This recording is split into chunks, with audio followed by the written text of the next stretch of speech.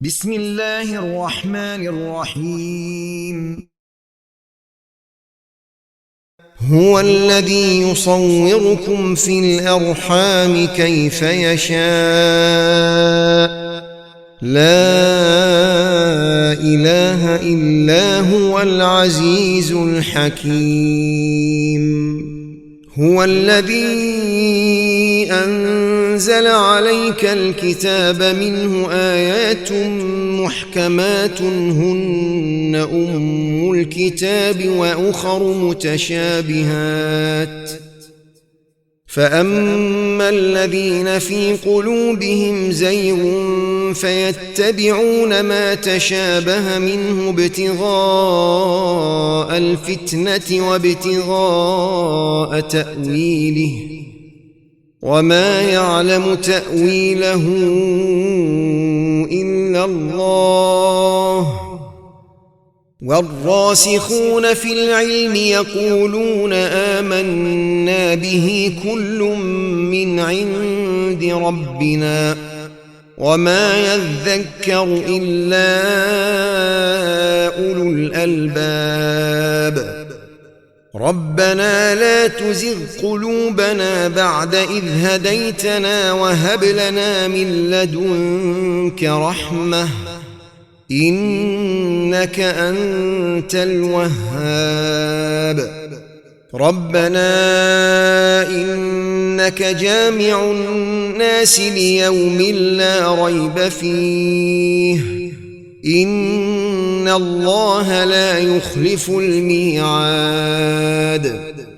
إن الذين كفروا لن تغني عنهم أموالهم ولا أولادهم من الله شيئا وأولئك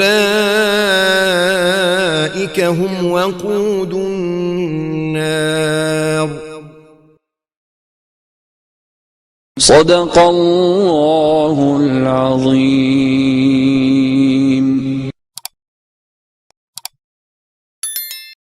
शुरू अल्लाह के नाम से जो बड़ा मेहरबान निहायत रहम वाला है। वही तो है जो माँ के पेट में जैसी चाहता है तुम्हारी सूरतें बनाता है। उस गालिब हिकमत वाले के सिवा कोई इबादत के लायक नहीं। वही तो है जिसने तुम पर किताब नाजिल की जिसकी बाज आयतें महकम हैं और वही असल किताब है और बाज मुतशाबिह हैं। तो जिन लोगों के दिलों में कजी है वो मुतशाबिहात का इत्तिबा करते हैं ताकि फितना बर्पा करें और मुराद असली का पता लगाएं, हालांकि मुराद असली खुदा के सिवा कोई नहीं जानता। और जो लोग इल्म में दस्तगाहे कामिल रखते हैं वो ये कहते हैं कि हम इन पर ईमान लाए। ये सब हमारे परवरदिगार की तरफ से हैं और नसीहत तो अक्लमंद ही कबूल करते हैं। ऐ परवरदिगार, जब तूने हमें हिदायत बख्शी है तो उसके बाद हमारे दिलों में कजी न पैदा कर दीजो और हमें अपने हाथ से नेमत अता फरमा। तू तो बड़ा अता फरमाने वाला है। ऐ परवरदिगार, तू उस रोज जिसके आने में कुछ भी शक नहीं सब लोगों को अपने हुजूर में जमा कर लेगा। बेशक खुदा खिलाफ वादा नहीं करता। जो लोग काफिर हुए उस दिन न तो उनका माल ही खुदा के अजाब से उनको बचा सकेगा और न उनकी औलाद ही कुछ काम आएगी और ये लोग आतिश जहन्नम का ईंधन होंगे।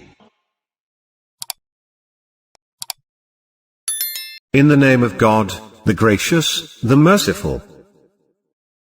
It is He who forms you in the wombs as He wills.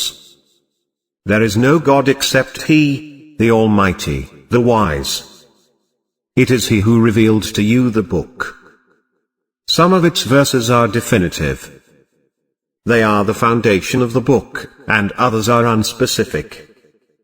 As for those in whose hearts is deviation, they follow the unspecific part, seeking dissent, and seeking to derive an interpretation.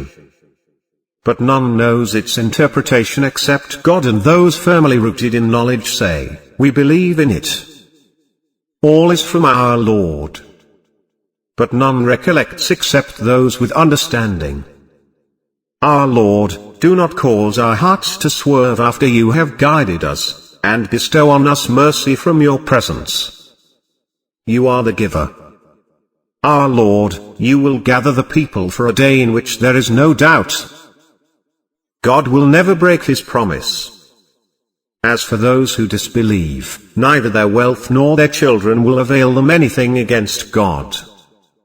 These will be fuel for the fire.